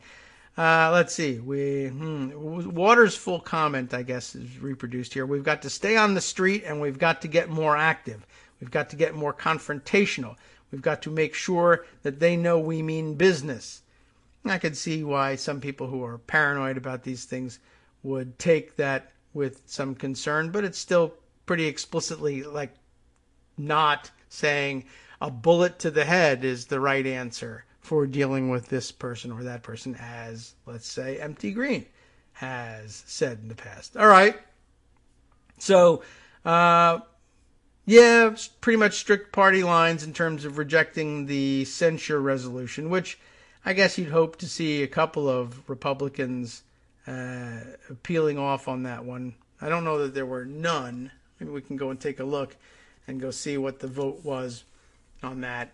But none of the coverage is offering up even the possibility that there were a few stray votes and all of that. Let's see. Where's the votes? Here we are. Roll call votes. And in the House yesterday, probably should come up on the first page here. Oh, okay. What I see here was a motion to table raising a question of the privileges of the House. I am guessing that that's what it was. Roll call number 122 on HRes 331. I'll click on the bill. Yeah, that's McCarthy's censure resolution. And as I expected, the vote was in fact not on the resolution itself, but rather on a motion to just table that resolution. And that motion to table passed 216 votes to 210. Were there any Republican votes to table? No, there were not. No Democratic votes not to table. So very strictly party lines, all a matter of procedure there. Very interesting. Okay, that's about how I expected to see things had come out. All right, a couple other stories to share with you here today. Which direction to go? Well, why don't we start domestically with another report from the Washington Post, this time looking back on the failure of the Department of Homeland Security's Inspector General. DHS watchdog declined to pursue investigations into the Secret Service during the Trump administration, documents show. Let's find out a little bit about what was going on there. Carol Leonig, writing this piece, the chief federal watchdog for the Secret Service, blocked investigations proposed by career staff last year to scrutinize the agency's handling of, among other things, the George Floyd protests in Lafayette Square Park and the spread of coronavirus within its ranks, according to documents and people with knowledge of his decisions. Both matters involve decisions by then President Donald Trump that may have affected actions by the agency. That's why we're also curious about it. Joseph Cuffari, Cuffari. He's the DHS Inspector General, rejected his staff's recommendation to investigate what role the Secret Service played in the forcible clearing of protesters from Lafayette Square on June 1st. Don't forget about that. According to internal documents and two people familiar with his decision who spoke on condition of anonymity to describe the discussions, after the sudden charge by police on the largely peaceful protesters, the Secret Service was able to move Trump to that church at the edge of the park where the White House staged one of the more disgusting photo opportunities for the president. We all remember that one. Holding up a Bible. People were joking that he was holding it up upside down or backwards or what have you. But remember the Bible that was secreted out of the White House in Ivanka's handbag because they knew exactly what they were going to do. They were going across the street, not to go in a church, not to pray at a church, not to say anything nice about the church, but to stand in front of it and hold up a Bible so that there was imagery for his evangelical fan base of him standing with a Bible in his hand in front of a church. Just the most ridiculous prop setup photo op ever, but okay. What about the Secret Service's role in that? Hundreds of officers also, of course, were either infected with coronavirus. That created enormous problems. His traveling around to his traveling infection show during the pandemic, doing rallies, killing former Republican presidential candidates that way, for instance, and sickening dozens of Secret Service agents in the process. What about that? We'd like to look into it. Well, it didn't matter to the Department of Homeland Security Inspector General. He declined to look into it. DHS investigators argued that both investigations were essential to their office's duty to hold the department and the Secret Service accountable. According to the people, the Secret Service has declined to answer questions about the agency's role in the Lafayette Square episode, though officials have stressed the clearing of protesters was under the direction of the U.S. Park Police. So don't blame us. We just helped. The agency has also asserted that it followed best practices and federal protocols to try to contain the spread of coronavirus and prioritize the health of its employees. Cuffari's decisions not to pursue the probes, were revealed in records obtained by the Project on Government Oversight, a nonprofit watchdog group, and shared with the Washington Post. Staff argued that the coronavirus investigation should have been a high priority because of the health risks at stake. The internal DHS reports showed a spike in the number of Secret Service employees who tested positive for coronavirus last summer, a situation that potentially endangered their co-workers, senior government officials, and even the president. Trump contracted the coronavirus in the fall, although it is unclear how he was infected. The DHS Inspector General's office has not launched a probe specifically examining the Secret Service's performance since the Obama administration.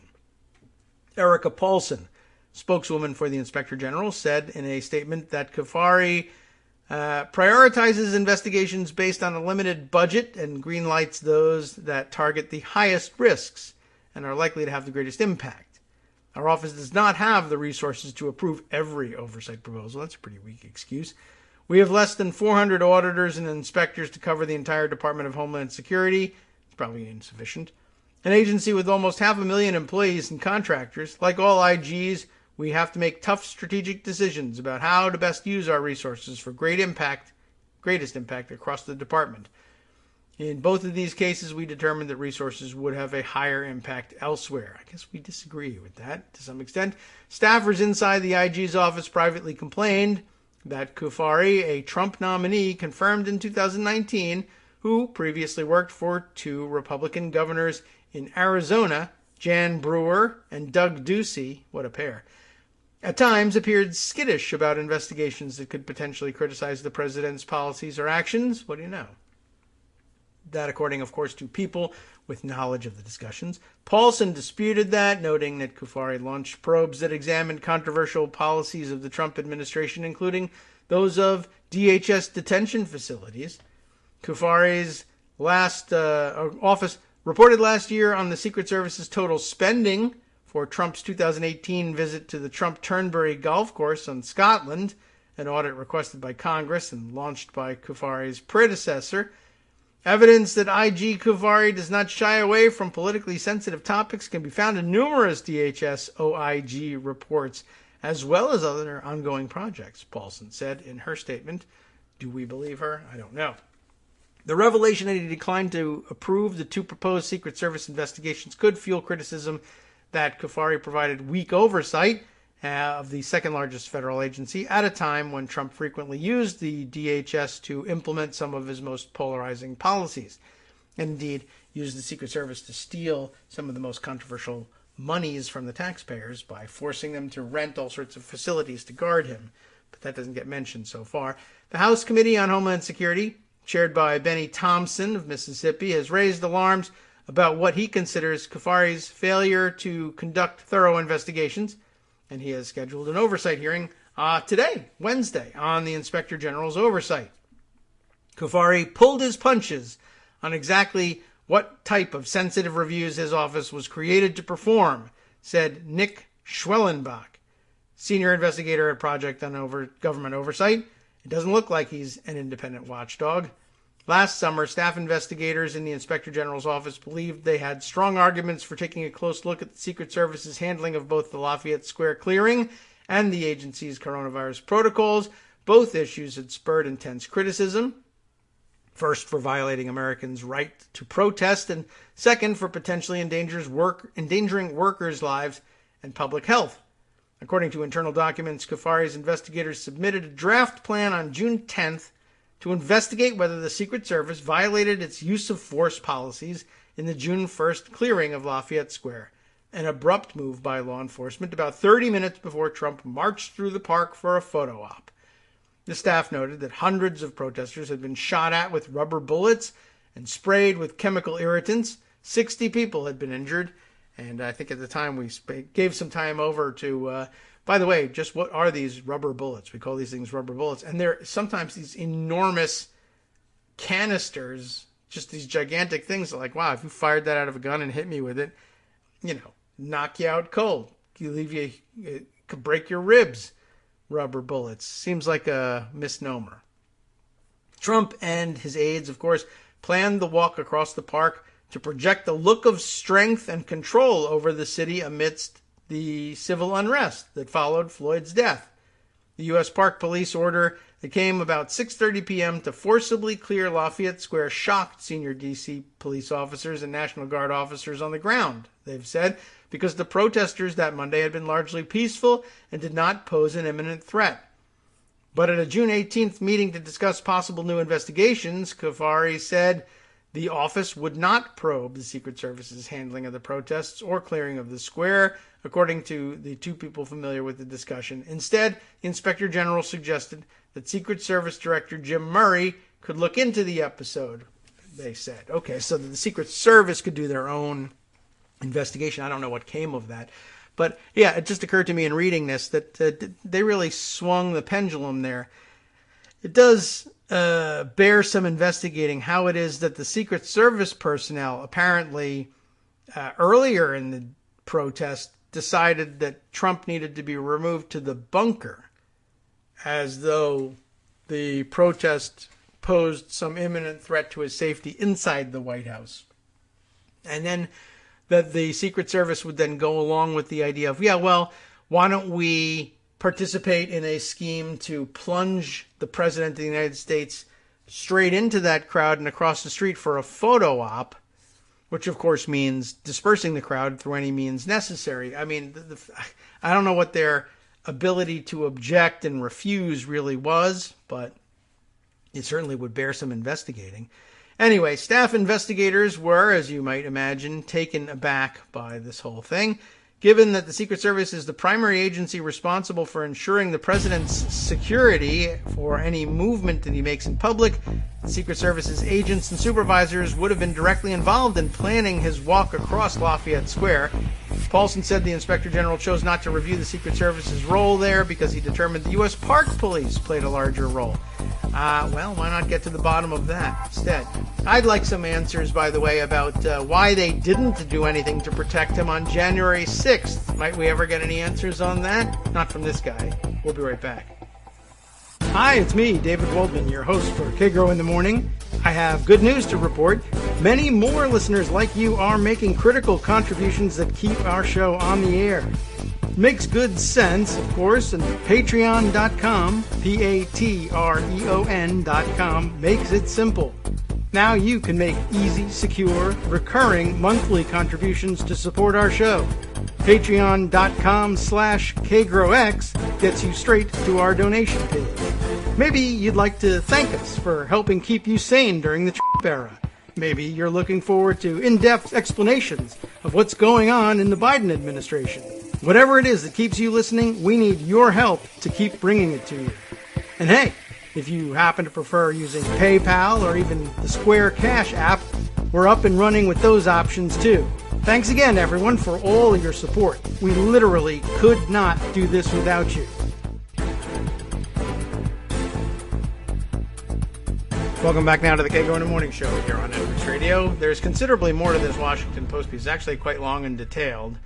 But I wanted to skip down to this part. I mean, I think we get the idea of all this, although they do bury nuggets in this thing all over the place. It's enticing, the idea. I guess that's to keep you reading and things like this. But I want to move on to some other things. I wanted to point out here, though, on the coronavirus front, the coronavirus infections among Secret Service agents. Many agents, it says here, who work near the president opted not to wear masks in the early days of the virus's arrival in the United States. Some members of the president's detail urged other agents not to wear masks when they helped secure sites for presidential trips, saying the president didn't like to see them. Just wanted to lay that out there, that's the level on which everybody in this situation was operating. Not only the president of the United States, who's sort of supposed to be, traditionally thought of as a smarter person than that. Not this guy in particular, but the people we elect the president supposed to be, leaders, smart, thoughtful, considerate, believers in science. I don't like to see them. And so all of you have to endanger your lives, and my own, of course. I don't believe that, so, I guess there's some weird dynamics at play here. But the idea of not doing things to keep themselves and the president safe because the president doesn't like to see it, which I guess has a parallel, I suppose, right? I mean, in what we think of traditionally as somewhat more permissible, like, for instance, I'm sure there are times when the Secret Service has said, we would prefer that the president not shake hands along the rope line right here. But the president, a normal president might in fact say, I'm going to do that because I don't like to see the president keeping distance from people and not interacting with the people. And I'm sure that's one of the places in which we, I guess, get used to the idea of it being sort of sane for the president to overrule the Secret Service on questions of safety, both to the agents and to himself, and they put those agents at risk too. It just seems exceptionally silly to put them at risk, not of doing their main job, which is putting their lives on the line to protect the president from assassination, but getting flu-like symptoms for 3 weeks and being off the job because he doesn't like to see masks. It doesn't interfere. But, all right, I guess you could make an argument that it's not that much further removed from decisions by other presidents to, incur some additional risk despite the recommendations of the Secret Service. But this one just seems that much dumber. Maybe it's our own bias, but also we've learned a long time ago that we could have done a hell of a lot more to mitigate the spread of this virus. And we should have. And we're doing very well with it in terms of getting people vaccinated here, and we need to vaccinate more people and convince more people to take the vaccine, etc. But relative to other countries in the world, we're doing pretty well in getting ourselves vaccinated and bringing the worst outbreak in the world under control. And in the meantime, other countries which presumably would like to have the same access to vaccines that we have, like India, are in fact blowing up. So yes, India probably set to surge past 300,000 cases a day for the first time in the pandemic in the next coming couple of days, maybe today. They may already have done it. Their reporting day may be over, in fact. Still haven't reached the peak that the United States did with 400,000 at some point, I think in the peak of things, probably in early January during the insurrection. As a matter of fact, when we were getting our peak numbers, and of course India's population vastly outnumbers our population, so you would have expected to see that before now.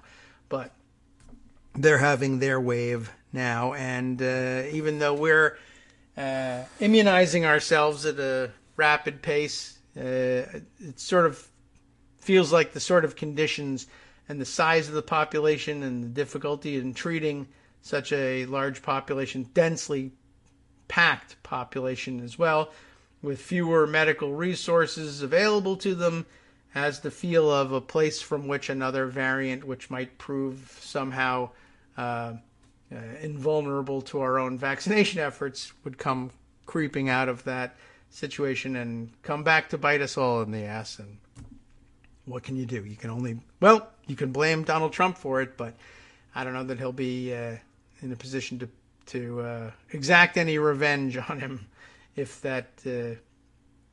we were to decide as a polity that was worth doing. Okay, skipping over to another subject area entirely. There are many. Here's a piece that I'll bet Greg, I could save this thing for discussion with Greg, but we'll get it out of the way. Maybe he'll want to discuss it tomorrow anyway. Many of you may have noticed this one when Carrie Eleveld wrote it up over at Daily Kos on the front page the other day. House Democrats devise a way to rein in the GOP weirdos. The Freedom Caucus cranks gone wild. You may have noticed this. We've discussed in the past, the tactic employed, I think probably most noticeably by MT Green, of objecting to holding or using voice votes or any of the quicker methods for dispensing with the usually non-controversial bills that they often consider at the beginning of the week on a Monday or even a Tuesday, the suspension of the rules bills, the suspension bills as we call them for short, bills considered under suspension of the rules, which gives you the opportunity, one, to debate a bill for 40 minutes rather than the customary hour. That is the usual default rule for debate. And basically to protect it from any amendments. No amendments to the bill are allowed. This is what makes it an expedited procedure. No amendments are considered. The debate is 40 minutes. Very often the bills are passed on voice vote rather than holding a formal roll call vote, though you can always do that if you want to. And the requirement, though, for all of these extra privileges in expediting things is that they get 2/3 a vote of any roll call vote that's taken on it. You need 2/3 to pass the bill. Lately, Green and others have concluded that their time is best spent disrupting things on the House floor by objecting to passage of these bills by voice vote and instead demanding roll call votes, which isn't all that uncommon necessarily.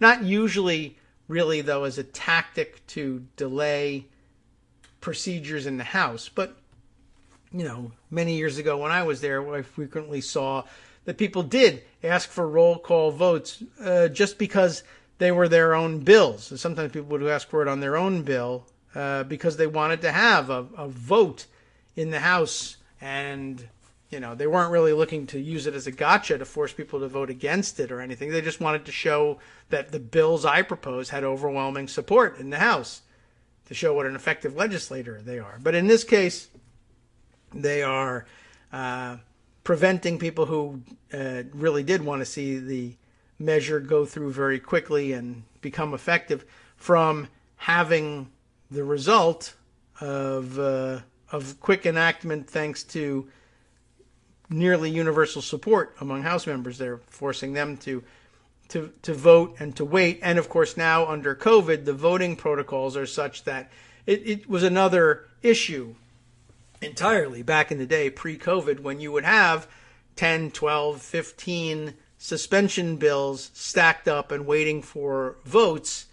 You'd consider all your suspension bills on Monday with debate for just a few members on the floor. And then instead of holding a voice vote, you'd ask for a roll call vote, and they would just simply delay the roll call vote until Tuesday when members were back in town. And then Tuesday evening, when everybody had made it back, they would simply have back-to-back-to-back-to-back votes on all these things. And, you could cycle through them. And under the non-COVID procedures, something that was relatively new innovation, you could have the first vote be a 15-minute vote and then notify everybody that the votes coming afterwards would only be 5 minutes in duration, and the idea being just hang around. We're just going to do a bunch of votes one after the other, and you could dispense with them rather quickly. Now this was, in the COVID era, taking hours to take care of this leftover business and giving a victory to the disruptors. So what's going on here? Kerry summarizes everything on the front page. No one has a handle on the GOP's right-wing House Freedom Caucus. No one. Least of all, Republican Minority Leader Kevin McCarthy, who stopped by a caucus meeting on Monday to try to reason with the group. I've been meeting with Steny, that's Steny Hoyer, of course, the Majority Leader, and I went to the Freedom Caucus last night. We had a good discussion, McCarthy told Politico. They want to fight. They're frustrated with everything that's happening. And I get all that, but my point is, what's the goal? What's the strategy? Well, forget about the strategy. The Freedom Caucus cranks are mad about everything from Joe Biden's rightful victory to the removal of Mt. Green from her committee assignments. And they're just going to keep jamming the House floor schedule every way they can with no end in sight. The tactic of choice for these, quote, legislative terrorists, and I guess we're quoting John Boehner on that, as a matter of fact, as former Speaker Boehner called them, has been to demand individual floor votes on dozens of so-called suspension bills, which temporarily suspend House rules so that non-controversial measures can be quickly passed, as we explained earlier. The stall tactic has eaten up gobs of floor time to no good end other than causing a massive legislative backlog in the lower chamber. It's all very on brand these days for the GOP, which is less of a political party with tangible goals than a vessel of grievance.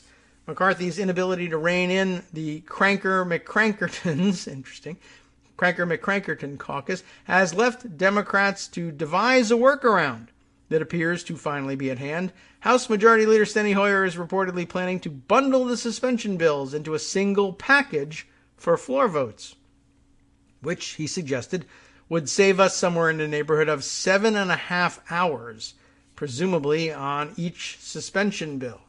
I don't think 7.5 hours on each suspension bill, but 7.5 hours on several in a row. I mean, again, the issue here is, whereas they used to be able to say everybody hang around the House floor and we'll do 5-minute votes on these things, now with restrictions on how many people can be on the floor at a single time, each vote that could be things that used to take 5 minutes or even 15 minutes now stretch out into 45 minutes or more. And if you have 15 suspension votes to get through, it can take hours and hours on end. So this is interesting. I expect to make a motion prior to us voting on any of these suspension bills that they be considered en bloc, Hoyer said. That's we occasionally see consideration en bloc of amendments on, well, sometimes during votoramas or bills where they have just a tremendous number of amendments being offered. And sometimes if they're related, they will move to consider them en bloc and put 2, 3, 4, 10, if necessary, of the amendments together and vote on them all at once. The Freedom Caucus's antics have angered House lawmakers on both sides of the aisle, if for different reasons. Democrats are trying to actually govern, i.e. do their jobs, while many Republicans hope to win back the majority in 2022 by developing a cohesive messaging strategy around opposition to certain bills. The Freedom Caucus's scattershot approach is pure distraction from any meaningful midterm strategy. I don't see that this is resonating at home. Veteran Republican Fred Upton of Michigan said last month. I mean, it's just a pain. It's a pain in the ass. That's a sentiment on which nearly all House Democrats can agree, but McCarthy's total inability to hold any sway with this group of grenade throwers is a window into how they will dominate the GOP caucus should Republicans manage to retake control of the chamber next year. And as many are predicting, it's very likely that a significantly larger portion of the Republican conference, should they win back the majority, or not, will be comprised of just these kinds of wild idiots that are disrupting things now. So not a bad response, and it probably should work too. I mean, if you can consider amendments on block, I don't know why. I don't think they ever really have considered suspension bills on block, but with a little more time and care, you certainly could just send things back or adopt a rule, I suppose, although the idea is to do this under suspension of the rules. But you could, through various procedures, construct an en-bloc vote. And I guess considering that you are holding a vote to suspend the rules and pass the bill, then any rule that would otherwise stand in your way and forbid you from holding en-bloc votes for multiple bills would be suspended anyway. So it should work just fine. It's just the only issue is if you have anything remotely controversial that you think might not pass the 2/3 threshold, you'd probably want to hold that out from the en-bloc consideration. I guess, unless you really thought that that was a must pass somehow, or that there were some other things in there that were must pass. But that term has less and less meaning these days. The more crazies we have, especially on the Republican side. All right, so I mean, I think it ought to work. Like I say, if you're suspending the rules, there shouldn't be anything standing in the way. All right, a couple of other stories. We'll try and come up with one or two that we can squeeze in. Oh, by the way, this was a good comment, I thought. Saw people tweeting about this proposed rules change. Sarah Ferris first tweeting for Politico here, saying Hoyer confirms our reporting. Speaking to reporters, he estimates that the strategy will save them, as they say, somewhere in the neighborhood of 7.5 hours.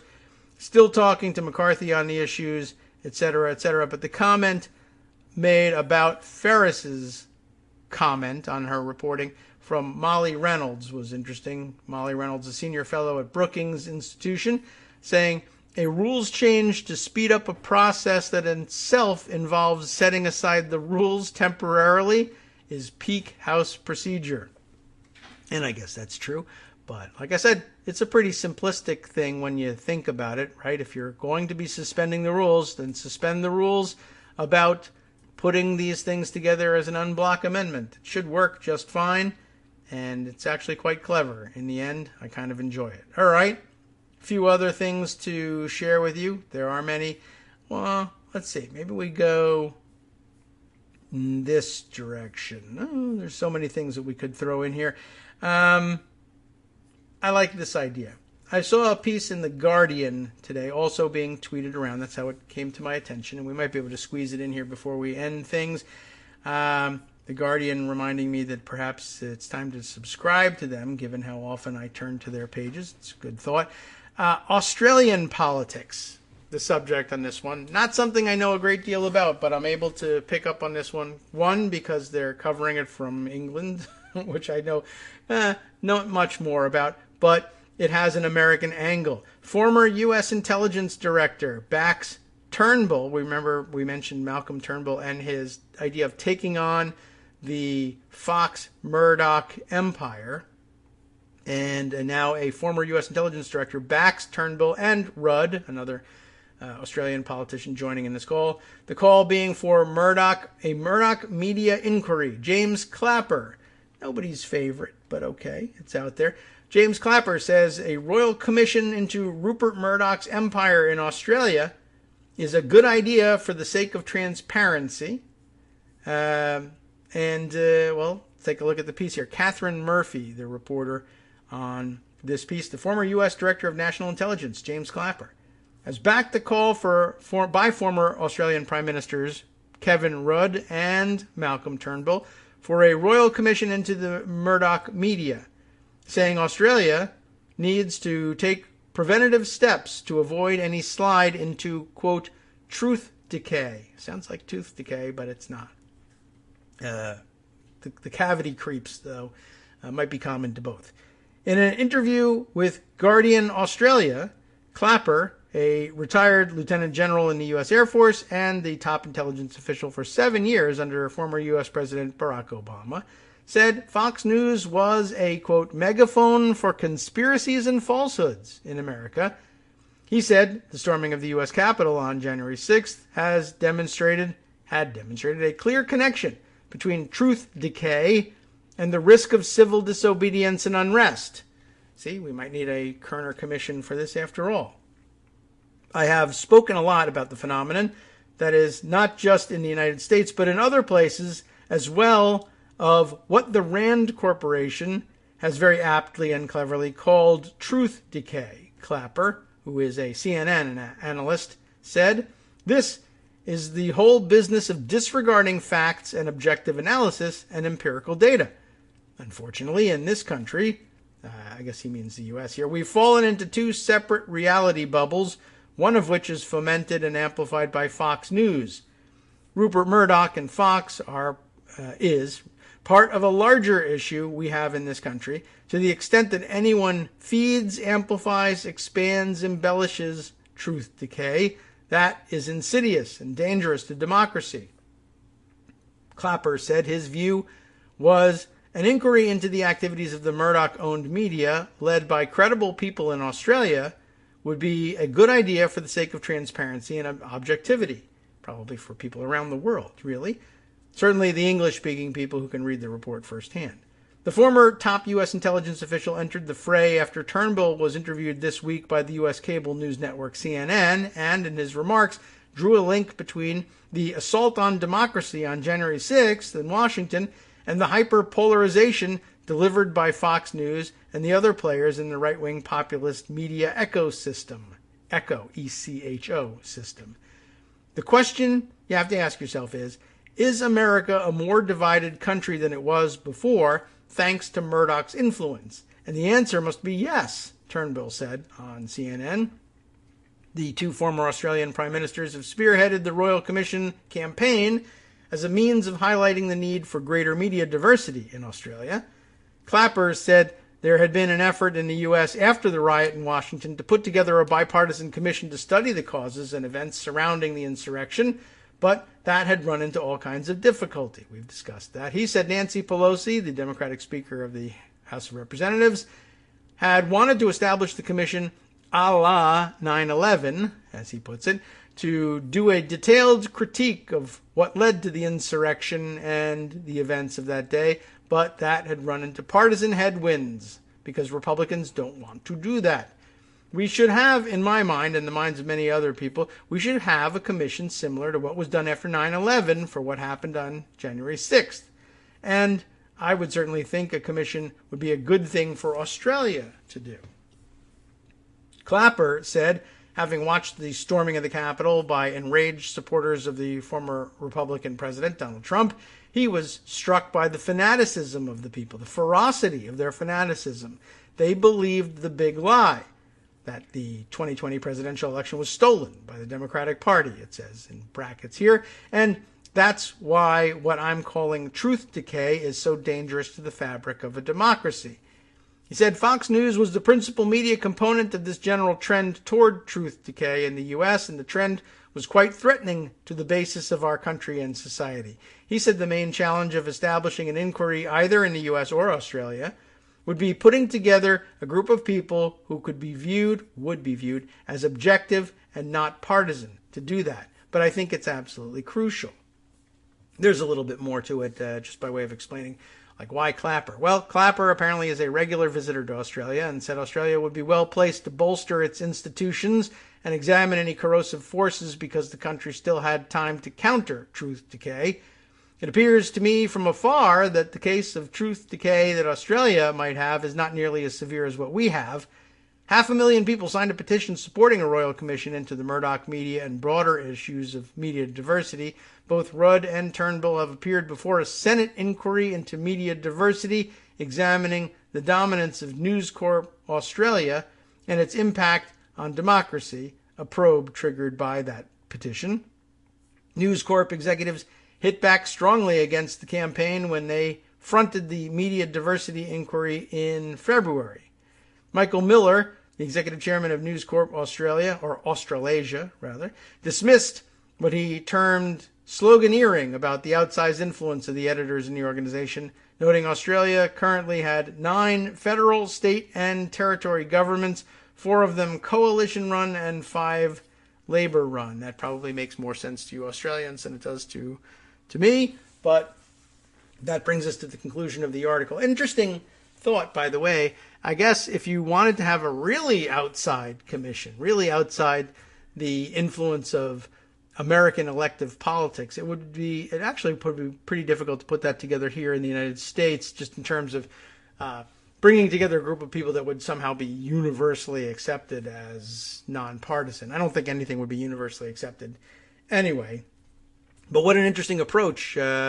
If for whatever reason you decided to forego the option of having such a commission be formed by executive order, what if Australia conducted it? It would be, it might be rejected out of hand as, what do they know about anything, much less about the United States and U.S. politics? And the answer is probably a lot more than you would guess. Certainly a lot more than any of us know about Australian politics. But that'd be an outside group. It would be a little more difficult to point to partisan biases driving that, but not that isn't what perhaps Murdoch is aiming at, is having the ability to drive things internationally through the same partisan bias. But it would be very interesting to see what we might make of such a conclusion if it were one drawn up by people who were, I don't know, who we could convince ourselves were serious people in Australia. And I think probably having ex-prime ministers would probably do the trick for most of us. Here in the United States, we wouldn't have the basis to attack their motives. I mean, not that we wouldn't do it anyway, but we wouldn't have a sincere basis to attack their motives.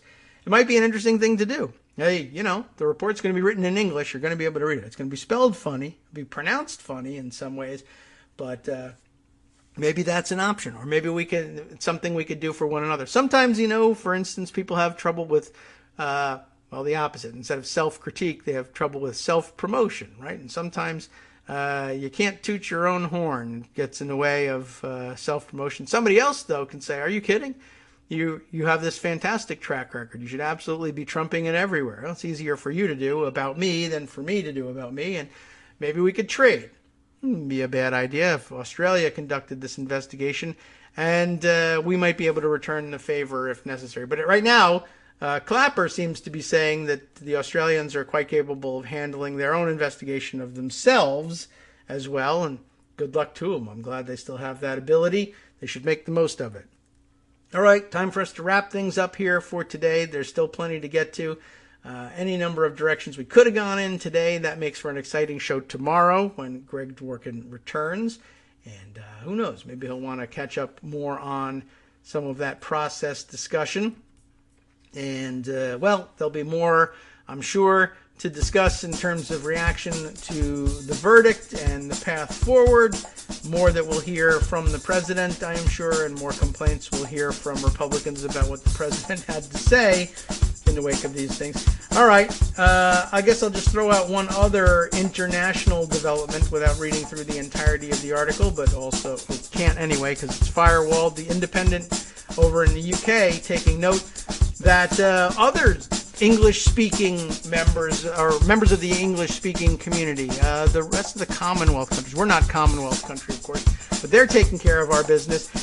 They report that the Atomwaffen Division, the neo-Nazi organization here in the United States, apparently banned from the UK. The UK will ban the US-based neo-Nazi group as a terrorist organization, something that for whatever reason we haven't been able to come to as a conclusion here in the United States, but it's good to see action being taken there. Yes, they have the ability to do that, and perhaps action by foreign governments taking place in English, able to evaluate the same materials that we have available to us, but not subject to the same political pressures, would be a good place to start. If the British are doing it, if the Australians are doing it, perhaps we ought to do the same. Okay, well, we're out of here. Time now for Justice Putnam to take over with the West Coast Cookbook and Speakeasy coming up next, right here on Netroots Radio. From netrootsradio.com, you have been listening to Kagro in the Morning with David Waldman. Right, you know what? He's got in the spotlight right up at the top something else I probably should have spent some time on, but thankfully he'll jump in and save us on this one. The confrontation yesterday between Val Demings and Jim Jordan. Everyone wants a confrontation with Jim Jordan. This one particularly exciting in the Judiciary Committee yesterday. He'll have details. Maybe we'll talk about it tomorrow.